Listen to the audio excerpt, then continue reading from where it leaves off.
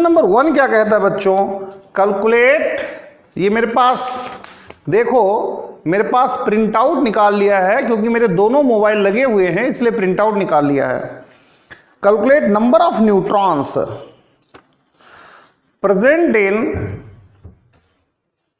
12 into 10 to the power 25 atoms of oxygen 8O17। तो आपको given क्या है, आपको क्या दिया हुआ है? गिवन क्या है? 12 into 10 to the power 25 atoms of O817, ये गिवन है और कुछ भी गिवन नहीं, बस ये गिवन है। अब बच्चों यहां पर मैं छोटी छोटी कॉन्सेप्ट्स लिखता चलूंगा जिससे आप लोगों को दिक्कत ना हो। अगर आप लोग 10th में कुछ भी नहीं करके आए हैं तो भी काम हो जाए, इस तरीके से मैं मैनेज करके चलूंगा।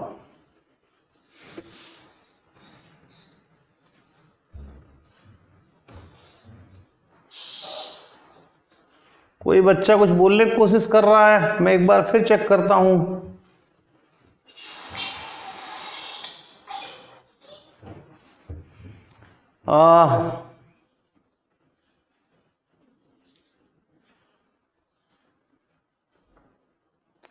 बच्चे बोलने की कोशिश कर रहे हैं भाई।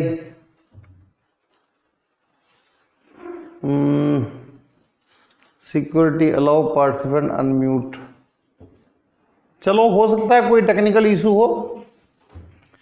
कोई भी बोलने की कोशिश मत करो वरना निकाल दूंगा मैं। थ्योरी देखो बच्चों, आप कोई भी एलिमेंट लो, उसको यहां पर जेड लिखते हैं, यहां पर ए लिखते हैं। ए होता है आपका मास नंबर और जेड होता है आपका नंबर ऑफ प्रोटॉन्स होता है, जिसे आप एटॉमिक नंबर्स कहते हैं, नंबर ऑफ प्रोटॉन्स, या फिर आप इसे एटॉमिक नंबर कह देते हो।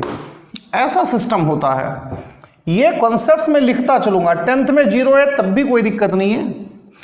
नंबर ऑफ न्यूट्रॉन्स निकालना है अगर आपको, तो ये A माइनस जेड करना पड़ेगा, क्योंकि जो मास नंबर होता है उसमें प्रोटॉन्स प्लस न्यूट्रॉन्स होते हैं। अब आप यहां पर चलो, ये आपको गिवन है 8 और 17, ये गिवन है आपको। तो जब आप यहां पर चलेंगे, नंबर ऑफ न्यूट्रॉन्स निकालेंगे, तो न्यूट्रॉन्स कितना आएगा? 17 माइनस 8, और ये आपके पास 9 आ जाएंगे। अब आपको देखना है कि कितने एटम्स गिवन है, कितने एटम्स गिवन है। एटम्स कितने गिवन है आपको? 12 into 10 to the power 25 atoms given है। एक एटम में, सिंगल एटम में न्यूट्रॉन्स कितने हैं? 9 न्यूट्रॉन्स है, 9। तो आप बहुत छोटी सी बात कह सकते हो जिसमें कहीं कोई झगड़ा झंझट नहीं है। Since number of neutrons in one atom, number of neutrons in one atom, ये आपके पास 9 है। तो अब इस कंडीशन में, so number of neutrons in 12 into 10 to the power 25 atoms, ये कितने हो जाएंगे? 9 into 12 into 10 to the power 25 आएगा, ऐसा कुछ आएगा। अब बच्चों जो आपको ऑप्शंस गिवन है, ऑप्शंस में ऐसा कुछ भी नहीं है। जो गिवन ऑप्शंस हैं उसमें ऐसा कुछ भी नहीं है, बिल्कुल भी नहीं है। तो अब क्या करो, आपको एवोगैड्रोस नंबर पर चलना पड़ेगा।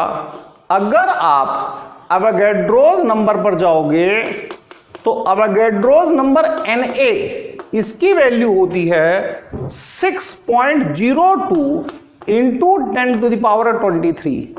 क्या करना है आपको यहां पर? इसको आपको 6 इंटू 10 टू द पावर 23 लिख लेना है, बस राउंड फिगर में लिख लेना है। चलिए अब आपके पास बेटा मुझे किसी को निकालना पड़ेगा, आवाज हो रही है, आप अपने माइक को म्यूट कर लो वरना मुझे निकालना पड़ेगा।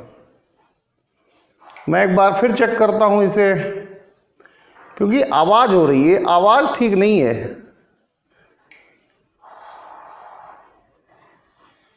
गलत बात है।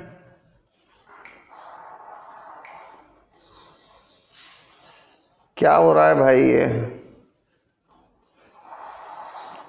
ये एक बच्चा कोई डिस्टर्ब कर रहा है, मुझे निकालना पड़ेगा कुछ को, और क्या करना पड़ेगा।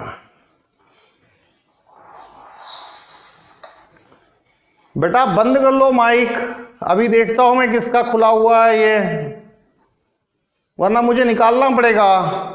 ऐसा आप बंद करिए, ऐसा आपका खुला हुआ है, इसे बंद कर लो बेटा। बेटा म्यूट कर लो, आपका खुला हुआ है, ऐसा म्यूट कर लो एहसाम भाई।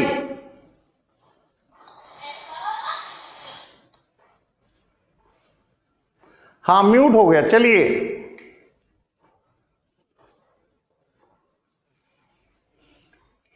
अब ठीक है। प्रॉब्लम ये आएगी, सारा कुछ रिकॉर्डिंग में भी आएगा, मुझे रिकॉर्डिंग दोबारा करनी पड़ेगी। कोई बात नहीं, धीरे धीरे सब हो जाएगा, सीख जाएंगे। बहुत अच्छा। चलिए अब आपको क्या करना है कि जो 6 इंटू 10⁻23 है, यहां पर आपको कुछ ऐसा करना पड़ेगा, इसे क्या करो भाई, 9 इंटू 2 इंटू 6 कर लो, इंटू 10⁻23 इंटू 10⁻2 कर दो। यानी कि इसे आप फैक्टर्स कर लो, इसके फैक्टर्स कर लो। अब जब आप फैक्टर्स कर लोगे तो आपको पता चलेगा कि इसकी वैल्यू जो है वो तो आपको na रख सकते हैं, na। तो ये आपके पास कितना हो जाएगा, na आप वैल्यू को रख सकते हो, कोई दिक्कत नहीं है, na रख सकते हो। तो जब आप na रखोगे तो 18 इंटू na आ जाएगा, इंटू 10⁻2 आ जाएगा, 1800 na हो जाएगा। ये आपका आंसर हो जाएगा। बच्चों कुछ भी नहीं था क्वेश्चन में, क्वेश्चन में कुछ नहीं है, बिल्कुल 6th 7th क्लास स्टैंडर्ड का क्वेश्चन है। छोटी छोटी कॉन्सेप्ट्स हैं, ये आप 10th में पढ़ते हो। क्या 10th में पढ़ते हो भाई? इस तरीके से 10th में पढ़ते हो कि भाई नंबर ऑफ प्रोटॉन्स या एटॉमिक नंबर जो है वो नीचे लिखा जाता है और मास नंबर वो ऊपर लिखा जाता है। अब इस कंडीशन में नंबर ऑफ न्यूट्रॉन्स आप देखोगे तो a-z हो जाएगा। बिल्कुल छोटा सा फंडा यहां पर लगा दो, नंबर ऑफ न्यूट्रॉन्स ये 17 - 8 9 आ जाएगा, कोई दिक्कत नहीं है। अब एवोगाड्रोस नंबर की वैल्यू क्या होती है ये आपको पता होना चाहिए। इसे राउंड फिगर कर लो, आप कर लिया। तो अब आप देखो number of neutrons in one atom, एक एटम में जो न्यूट्रॉन्स हैं वो 9 है ना भैया, एक एटम है, इस एक एटम में 9 बैठ रहे हैं। तो अब जो आपको गिवन एटम्स हैं इसमें कितने आएंगे, तो गिवन एटम्स में आपने निकाल लिया, 9 से मल्टीप्लाई हो गई। अब आंसर आपको Na की फॉर्म में लाना है, इस फॉर्म में आंसर आपको चाहिए। अगर इस फॉर्म में आंसर चाहिए तो जो ये नंबर है इसको फैक्टर्स में चेंज करना पड़ेगा। कर लो फैक्टर्स में चेंज। अरे 12 को 2 इंटू 6 ही तो लिखना है, काम कुछ नहीं है। 12 को 2 इंटू 6 ही लिखना है, कोई काम नहीं है। उसके बाद इसको आपको 10⁻23 10⁻2 लिखना है। ये वैल्यू Na हो गई, Na रख दिया, मल्टीप्लाई करके आंसर आ गया। कुछ नहीं है, 6th 7th 8th स्टैंडर्ड की कैलकुलेशन है, कुछ नहीं है क्वेश्चन में। अब आगे क्वेश्चन नंबर 2 देखो। शुरू में छोटी मोटी दिक्कत होगी आप लोगों को, बाद में सब सेटल हो जाएगा। क्वेश्चन नंबर 2 देखिए। अब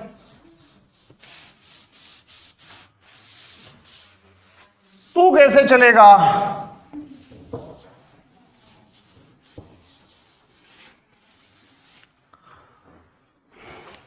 if mass of one atom given क्या है क्वेश्चन नंबर 2 में? क्वेश्चन नंबर 2 में गिवन है मास ऑफ वन एटम, ये वैल्यू है 3.32 इंटू 10⁻⁻³ ग्राम, ये गिवन है।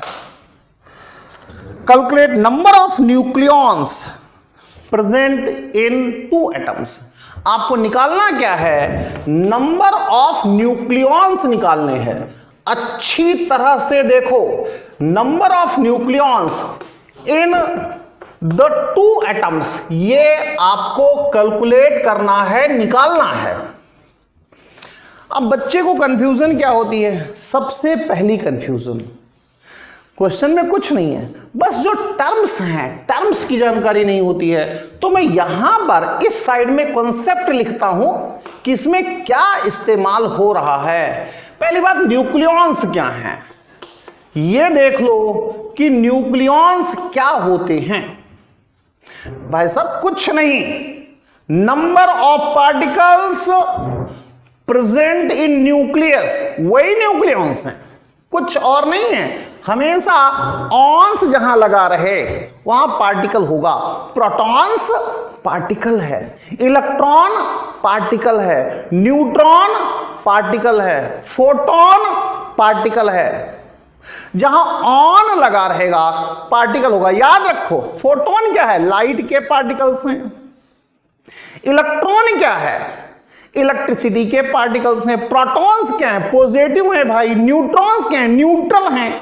न्यूक्लियॉन्स क्या हैं? जो न्यूक्लियस में रहता हो, जो न्यूक्लियस में है वही न्यूक्लियॉन है, जो न्यूक्लियस में है वही न्यूक्लियॉन है। तो कुछ परेशान ना हो, nucleons particles in nucleons, shortcut लिखता हूं, इन न्यूक्लियस, न्यूक्लियस में जो है वो न्यूक्लियॉन है। न्यूक्लियस में कौन रहता है? न्यूक्लियस में प्रोटॉन रहता है, न्यूक्लियस में न्यूट्रॉन रहता है, दो ही रहता है और कुछ नहीं रहता। तो न्यूक्लियॉन्स का मतलब है प्रोटॉन्स प्लस न्यूट्रॉन्स। अब आपकी प्रॉब्लम सॉल्व हो गई। न्यूट्रॉन्स और प्रोटॉन्स को ही न्यूक्लियॉन्स कहा जाता है। अब आपकी प्रॉब्लम सॉल्व हो गई, कहीं कोई दिक्कत नहीं, छोटी छोटी टर्म्स हैं। अब आप यहां पर चलो, क्या कहता है? मास ऑफ वन एटम इतना है। तो किसमें वो न्यूक्लियॉन्स निकलवाना चाह रहा है? वो 2 एटम्स में निकलवाना चाह रहा है। 2 एटम्स में कितने हैं ये निकलवाना चाह रहा है, कुछ और नहीं है। 2 एटम में कितने हैं वो तो देखो, since mass of one atom ये 3.32 इंटू 10⁻⁻³ ग्राम है, तो mass of 2 atoms, mass of 2 atoms, 2 atoms, तो 3.32 इंटू 10⁻⁻³ इंटू 2 कर दो। क्या है? कुछ भी नहीं है। कुछ भी हो तो मैं कुछ कहूं, इसमें तो कुछ है ही नहीं, इतने ग्राम हो गया। अरे 2 एटम्स का मास इतने ग्राम हो गया भाई, कुछ नहीं है। अब आपको निकालना क्या है? Number of nucleons. तो एक न्यूक्लियॉन का मास आपको पता होना चाहिए। तो यही कॉन्सेप्ट पर फिर चलो, mass of one proton is approximately equal to mass of one neutron is approximately equal to क्या होता है? 1.66 इंटू 10⁻⁻² ग्राम होता है। अब ये तो आपको याद होना ही चाहिए। अगर आप डॉक्टर इंजीनियर बनना चाहते हो तो ये तो याद होना ही चाहिए। प्रोटॉन का मास, इलेक्ट्रॉन का मास, न्यूट्रॉन का मास, यही मेमोरी में होना ही चाहिए, इसमें कोई इफ एंड बट नहीं है।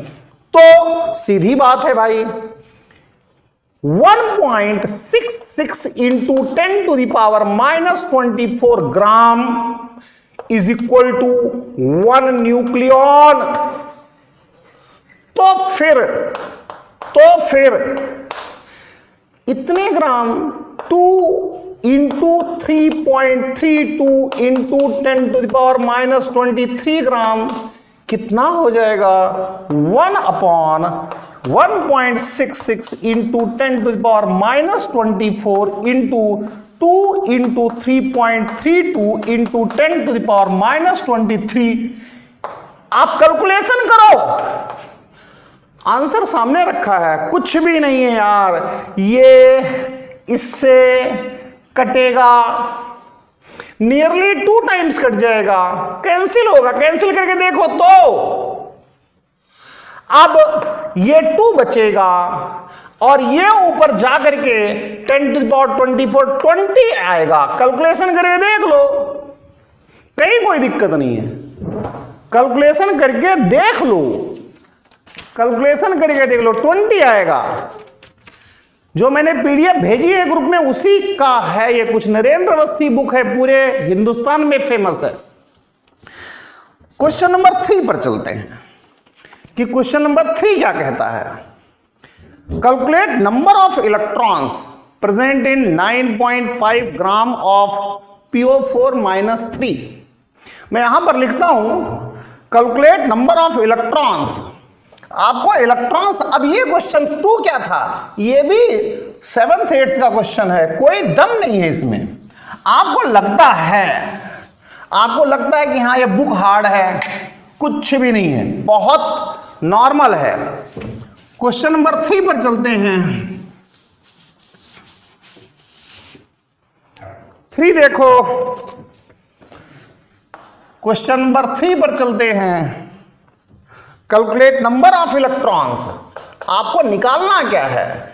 नंबर ऑफ इलेक्ट्रॉन्स, ये किसमें?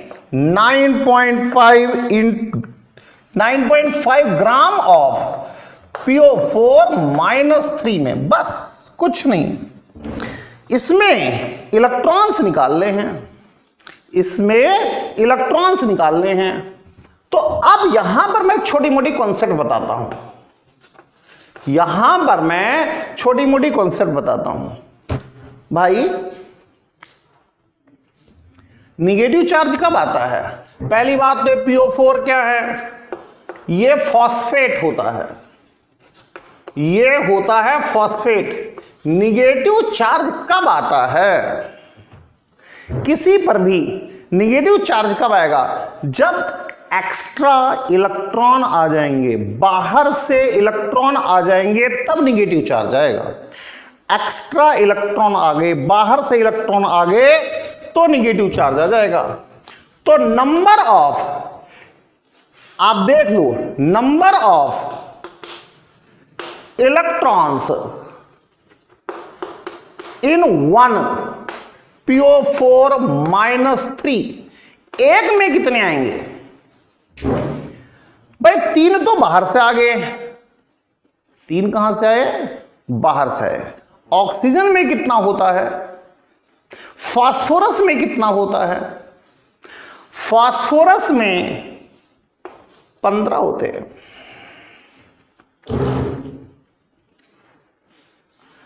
फास्फोरस में 15 होते हैं। ऑक्सीजन में कितने होते हैं? 4 इंटू, भैया 4 तो ये है ना, 4 इंटू कितने आए? 8 होते हैं। बाहर से कितने आए? 3 आ गए। क्वेश्चन सोल्व हो गया, नियरली सोल्व है। फास्फोरस के पास 15, ऑक्सीजन के पास 8, 4 से मल्टीप्लाई कर दिया क्योंकि ऑक्सीजन के 4 एटम्स थे। ये 3 इलेक्ट्रॉन बाहर से आए हैं, बाहर से 3 हो गया, कुछ भी नहीं रहा। ये 18, ये 32, कितना? 50 हो गए। कहीं कोई परेशानी नहीं है। तो एक में 50 हैं, बस ये पता हो गया, मामला खत्म। एक ले लिया जाए, सिंगल ले लिया जाए, सिंगल एक ले लिया जाए तो 50 हैं। ये आपको पता होना चाहिए कि एक में 50 हो जाएंगे। अब बच्चों समस्या यहां थोड़ी सी खड़ी होती है, 9.5 ग्राम दे रखा है, इसको कैसे टैकल किया जाए। 9.5 ग्राम की पेन है तो इसको हम किस तरीके से टैकल करें। एक कॉन्सेप्ट तो आपको यहां हाथ लग गई, दूसरी कॉन्सेप्ट में आपको बताना सही समझूंगा। एक कॉन्सेप्ट और देखो जो यहां पर अप्लाई होनी है और यहीं पर नहीं, आने वाले क्वेश्चंस में अप्लाई होती रहेगी, इसलिए सीख लो, अभी सीख लो। क्या है भाई, ये है नंबर ऑफ मोल्स। सभी बच्चे नोट करते रहें। ये होता है mass in gram upon molar mass is equal to number of particles upon Avogadro's number. बस ये आपको याद होना चाहिए, आपके दिमाग में होना ही होना चाहिए। मास कितना गिवन है भाई, 9.5 गिवन है। मोलर मास निकाल लो, पी का कितना होता है 31 ऑक्सीजन का कितना होता है 16 होता है। ये जो चार्ज है ना, चार्ज ये इलेक्ट्रॉन की वजह से है, इसका मास पर कोई इफेक्ट नहीं आता। मैं लिखूंगा भी, परेशान मत हो, इन चार्ज का मास पर कोई इफेक्ट नहीं आता। तो नंबर ऑफ पार्टिकल्स आप इसे लिखेंगे number of PO4 - 3 ions upon Avogadro's number Na। 16वें मामला कितना 9.5 डिवाइडेड बाई ये 64 और ये 31, 95 ही आना है, is equal to number of PO4 - 3 ions हैं अपॉन Na कर दो। तो number of PO4 minus ions 0.1 Na आ गए। अब एक PO4 में 50, तो 0.1 Na में कितना आ जाएगा, हो गया क्वेश्चन। इजीएस्ट है, इजी भी छोड़ो, इजीएस्ट है। तो आप यहां देखो नंबर ऑफ PO4 - 3 आयंस ये 0.1 Na आ जाएंगे। अरे कर लो भाई, 0.1 ही आना है, कुछ भी नहीं बचा। आप अब कुछ भी नहीं कह सकते। क्या बचा भाई, आप कह सकते हैं एक में 1, PO4 - 3 में कितने इलेक्ट्रॉन्स हैं, कितने हैं 50 है। तो पॉइंट जगह कम है इसीलिए मैं थोड़ा सा कर रहा हूं। 0.1 Na में कितना आएगा 5 Na आ जाएगा। यही आंसर है, आप चेक कर लो, आप चेक कर लो, 5 Na आंसर आ जाएगा, चेक कर लो। किसी भी क्वेश्चन में कहीं कोई, सब सिंपल है, बस ये कॉन्सेप्ट पता होना चाहिए। और ये भी आप अपने दिमाग में अभी भर लो, मैं लिखवा भी दूंगा लेकिन भर लो ना। इनका मास पर फर्क नहीं पड़ता, कोई पॉजिटिव चार्ज हो नेगेटिव चार्ज हो, मास पर इसका फर्क पड़ता नहीं, क्योंकि मास आता कैसे है, इलेक्ट्रॉन से। और मास किससे डेवलप होता है, प्रोटॉन और न्यूट्रॉन से। मास कहां से आता है, प्रोटॉन और न्यूट्रॉन से। चार्ज कहां से आता है, इलेक्ट्रॉन के आने या जाने से। इसीलिए मास पर किसी भी हालात में मास पर इफेक्ट नहीं आएगा। किसका, इस चार्ज का। हां, नंबर ऑफ इलेक्ट्रॉन्स पर आ गया, कहीं कोई दिक्कत नहीं है, क्योंकि इलेक्ट्रॉन भाई आए, बाहर से आए तभी नेगेटिव चार्ज आया है। क्वेश्चन नंबर 4 सीखो। क्वेश्चन नंबर 4 सीखिए, ऐसे नहीं काम चलेगा, सीखना पड़ेगा। कंपटीशन तैयारी करनी है तो सीखना पड़ेगा। मैं आपको हर एक क्वेश्चन की डेप्थ बताऊंगा, वो मेरा काम है। लेकिन करना है आपको, ये मलाई खाने की आदत आप लोग छोड़ दो। अगर कुछ करना है तो मलाई खाने की आदत छोड़ दो। आप मुसीबतों को फेस करना सीख लो, बस, कुछ भी नहीं है। फोर्थ क्वेश्चन में चलते हैं बच्चों। फोर्थ क्वेश्चन, क्वेश्चन नंबर 4, ये क्या है? Number of moles of O atom. ये क्वेश्चन इंपॉर्टेंट है। किसके लिए? निट के लिए। और किसके लिए? JEE मेन के लिए। एडवांस के लिए इंपॉर्टेंट, इसके लिए इंपॉर्टेंट है, इसके लिए। एडवांस के लिए कोई इंपॉर्टेंट नहीं, कभी भी नहीं आएगा एडवांस में, आएगा ही नहीं, काट दो। निट के लिए बहुत इंपॉर्टेंट है, JEE मेन के लिए बहुत इंपॉर्टेंट है, मतलब मोस्ट इंपॉर्टेंट है। ये क्वेश्चन एनसीईआरटी में भी है, मैं एनसीईआरटी खोल के भी करवा दूंगा, कोर्स की टेंशन मत लो। क्या है? What is the number of moles of O atoms in 126 AMU ऑफ HNO3? ये तो गिवन है। और निकालना क्या है? निकालना है oxygen atoms, moles of oxygen atoms, ये आपको निकालना है। अब ये इंपॉर्टेंट क्यों है, ये भी डिस्कस करो थोड़ा सा कि ये आखिर इंपॉर्टेंट है क्यों। Why this particular question is important. Actually जो AMU है ना, इसका मामला बच्चे को पता नहीं है। बिल्कुल परेशान मत हो, इसकी कॉन्सेप्ट देखो। आज इस बैच में 2 बच्चे नए होने चाहिए। एक तो ऐसा, एक वासु। ये पता नहीं वासु है नहीं है, ये मैं नहीं जानता। दोनों बच्चे बड़े स्पेशल हैं। अब कामयाब हो जाएं तो समझ लो कि मेरे अपने बच्चे कामयाब हो। दोनों इंपॉर्टेंट है, लेकिन पता नहीं, मैं मिला नहीं इनसे कभी। तो कॉन्सेप्ट देखो, कॉन्सेप्ट, ये कॉन्सेप्ट क्या है भाई साहब, ध्यान दो। आप एनसीईआरटी कहीं मिलेगी नहीं। Unit of atomic mass 2 unit होते हैं। एक यूनिट होती है AMU पर एटम, मैं पूरा ही लिखता हूं, पर एटम। एक यूनिट होती है ग्राम पर मोल, पूरा ही लिख देता हूं, ग्राम पर मोल। जो ये है, ये 1 एटम के लिए है।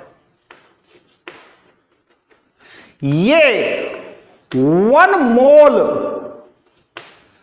इसका मतलब 6.02 इंटू 10⁻23 के लिए है। बस इतनी बात याद रखो, आलतू फालतू को झगड़ा झंझट मत करो। इतनी बात याद कर लो कि भैया unit of atomic mass 2 unit हैं, AMU पर एटम। और खूब नोट करिए, अच्छी सी कॉपी बना लो, बड़े आराम से नोट करो।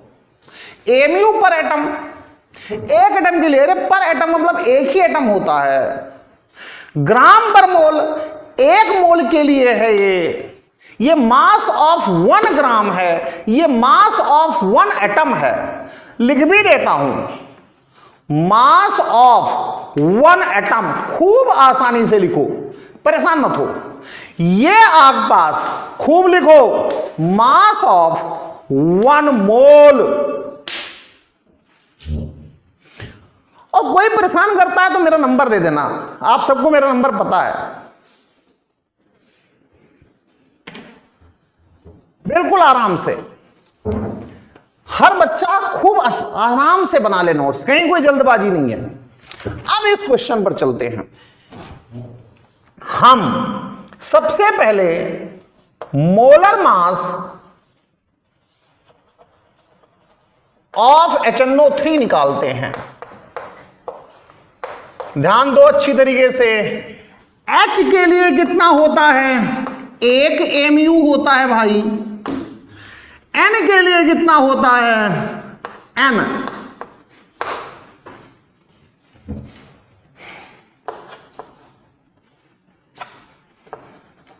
mu होता है भाई, ये मास है। O के लिए कितना होता है, 16 mu होता है भाई। सबको जोड़ दो, ये 15 हो गया, ये 48 mu हो गया, ये 63 mu हो गया। तो 63 mu लेते ही इसका एक पार्टिकल होगा। आप बहुत आराम से कहो, since 63 mu is equal to 1, बड़े आराम से कहो, बिल्कुल आराम से, 1 मोलेक्यूल ऑफ HNO3। अगर आपको दर्द हो रहा है तो इसे ऐसे ही लिख दो, 1 HNO3 लिखो ना, मैं बैठा हूं भाई। तो 63 का मतलब 1, तो 126, 126 का मतलब कितना, 126 mu का मतलब कितना, 2 मोलिक्यूल्स ऑफ HNO3।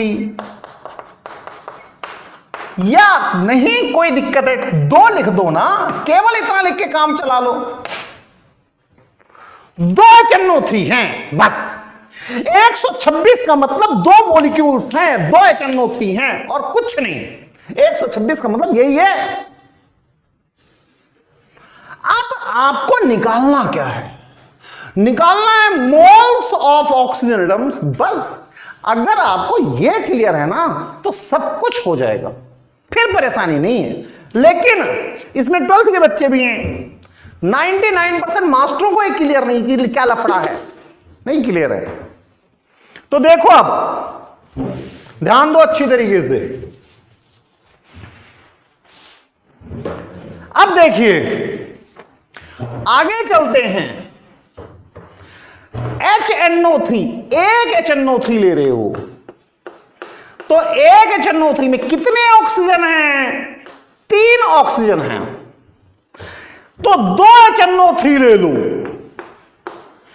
तो कितने ऑक्सीजन हो जाएंगे, अरे एक में 3, ये 3 ऑक्सीजन हैं, तो 2 में 6 ऑक्सीजन हो जाएंगे।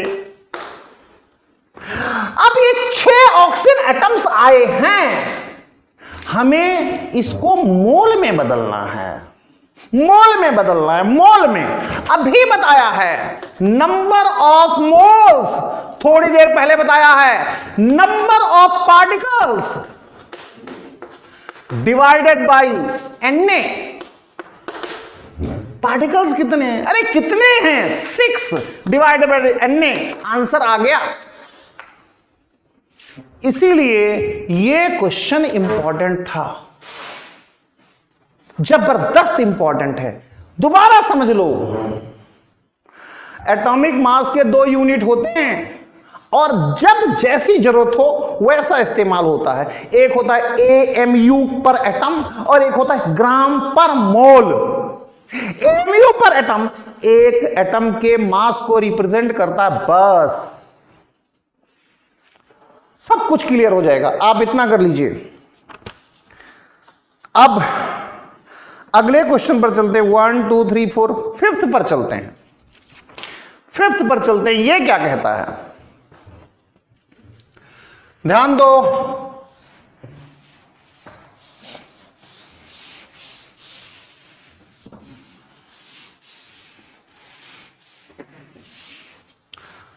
Question number 5,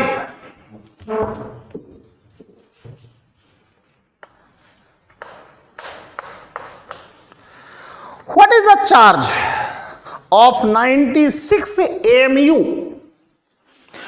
What is the charge of 96 mu of s-2? ये क्वेश्चन भी इंपॉर्टेंट है, ये निट के लिए भी इंपॉर्टेंट है, ये JEE मेन के लिए भी इंपॉर्टेंट है। एडवांस में नहीं आएगा, नहीं आएगा। 96 mu ऑफ s-2 है, तो हमें चार्ज निकालना है। चार्ज, और किस में चार्ज चाहिए? कूलम में चाहिए भाई। चार्ज इन कूलम ये चाहिए। आप देख लीजिए, कॉन्सेप्ट तो मैं बता चुका हूं। क्या कॉन्सेप्ट बता चुका हूं? एमयू क्या चीज है?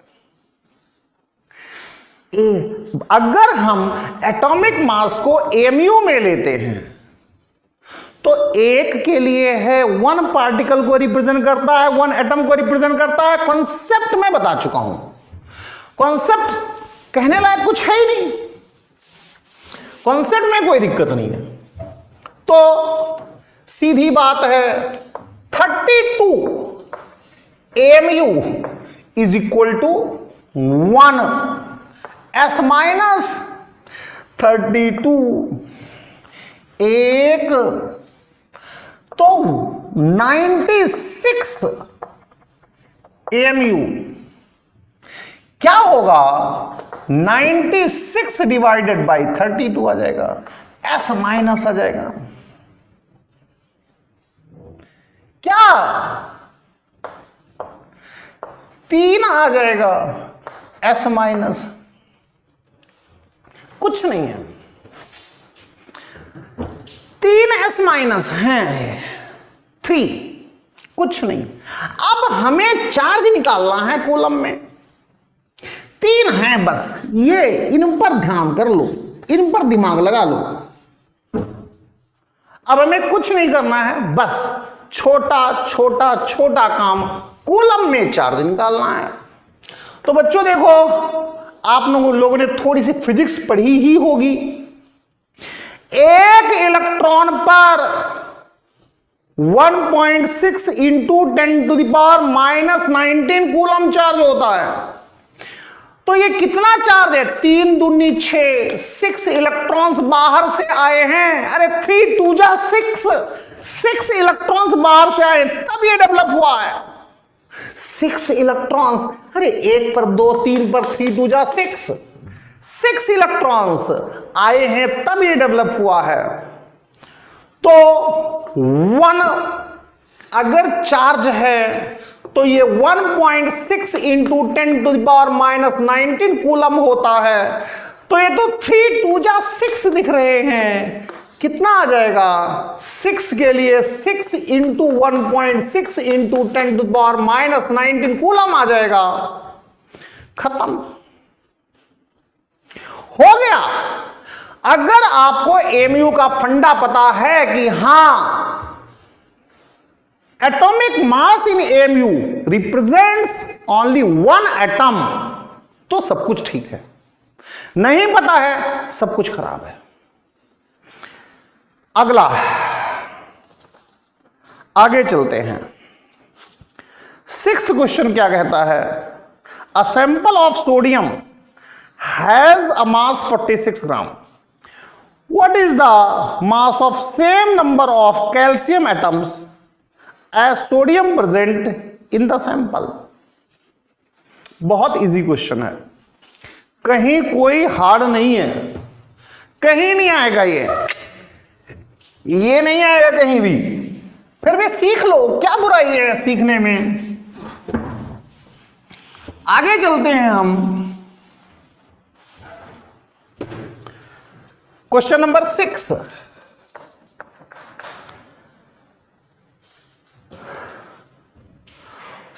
What is the mass? अब क्या है यार? Mass of sodium, a sample of sodium, mass of sodium given है। कितना गिवन है? 46 ग्राम गिवन है दोस्तों, 46 ग्राम है। यहां पर मास ऑफ कैल्शियम, इसे ले लो अपने तरफ से ले लो ना, W ग्राम ले लो, कंसीडर कर लो, क्या बुराई है, क्या बुराई है।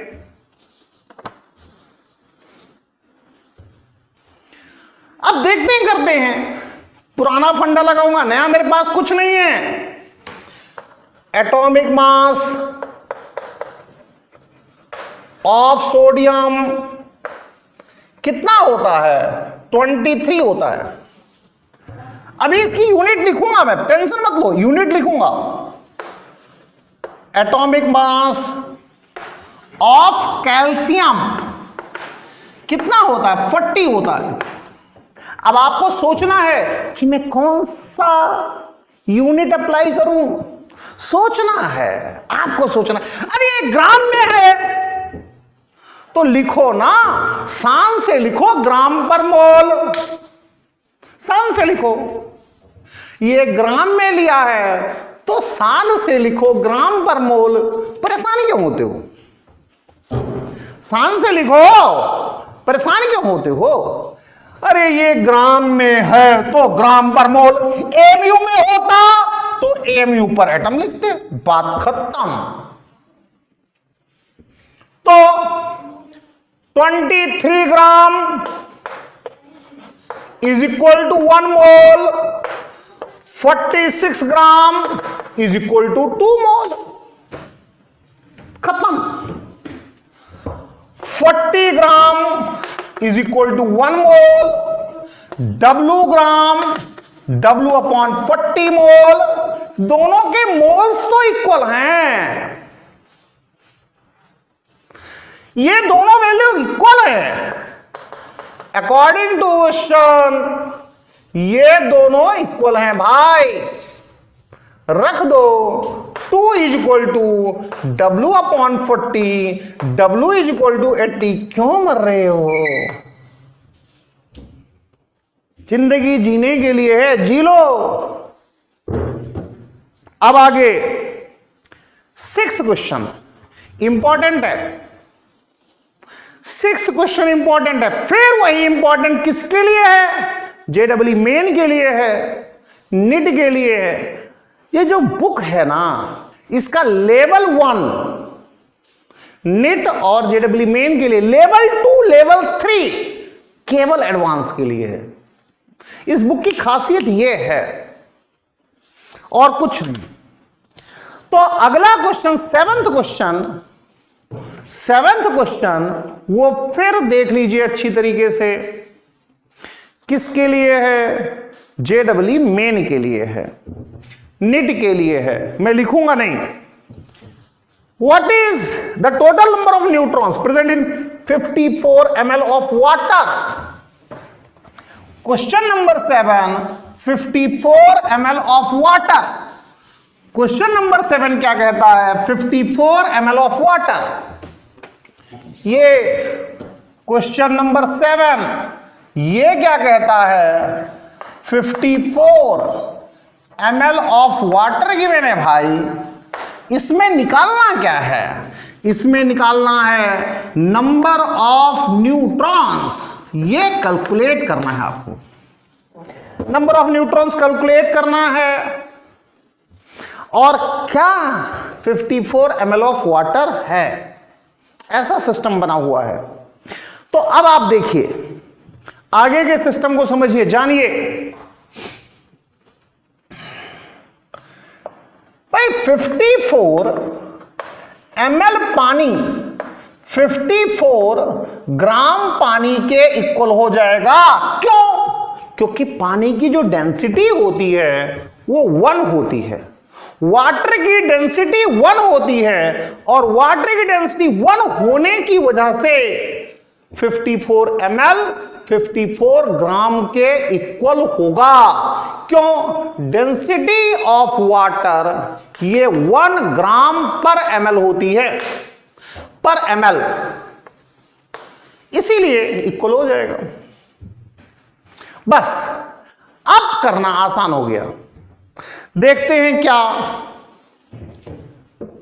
ग्राम है, ग्राम तो molar mass of water H2O 2 into 1 plus 16 18 आ गया। क्या यूनिट लिखूं? अरे ग्राम में है तो इसकी यूनिट ग्राम पर मोल लिखो ना। ग्राम में है भाई तो ग्राम पर मोल लिखो। एमयू में होता तो एमयू पर मोलिक्यूल लिखते, कोई परेशानी नहीं है। तो 18 gram water, 1 mole of water, 54 gram, given तो 54 है ना, ये गिवन है 54 ग्राम वाटर, कितना आ जाएगा? 3 moles of water, 3 mole water आ जाएगा। हमें न्यूट्रॉन्स निकालने हैं, हमें न्यूट्रॉन्स निकालने हैं। तो since 1 mole is equal to 6.02 into 10⁻23, so 3 moles of water is equal to 3 into, अरे इसे चाहो तो Na लिख लो ना, Na आ जाएगा मोलिक्यूल्स ऑफ वाटर, 3 Na आ गए। न्यूट्रॉन्स निकालने हैं, बिल्कुल डेट ऑनेस्टली समझो। न्यूट्रॉन्स, अरे O H H, इसमें न्यूट्रॉन नहीं होते, इसमें 0 न्यूट्रॉन होते हैं, होते ही नहीं, इसमें न्यूट्रॉन नहीं होते।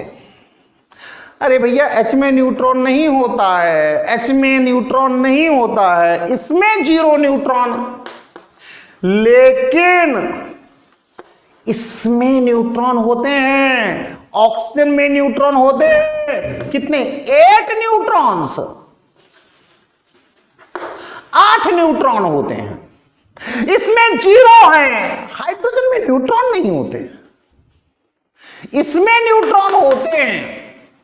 ऑक्सीजन में 8 न्यूट्रॉन है, तो एक पूरे मॉलिक्यूल में 8, तो 3Na में कितना हो जाएगा? Since 1 molecule of water 3 neutrons,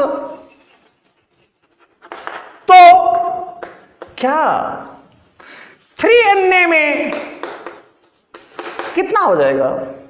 अरे 3 नहीं यार, 8 गलती हो गई, सॉरी, 8 न्यूट्रॉन्स हैं, तो 3Na में 24, 8 3 24, 24 Na आ जाएगा। यही आंसर आ जाएगा।